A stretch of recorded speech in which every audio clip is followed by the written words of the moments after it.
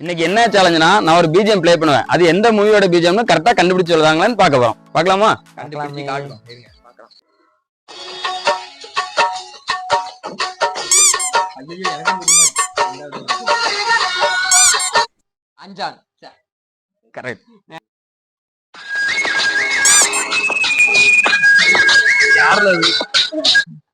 Pulsar வைக்கிறானே பொல்லாதவன் தான்.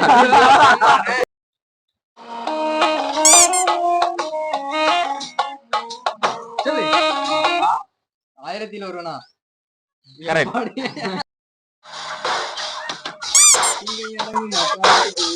என்ன படம்? அதான் கேட்டாங்க. லியோவா?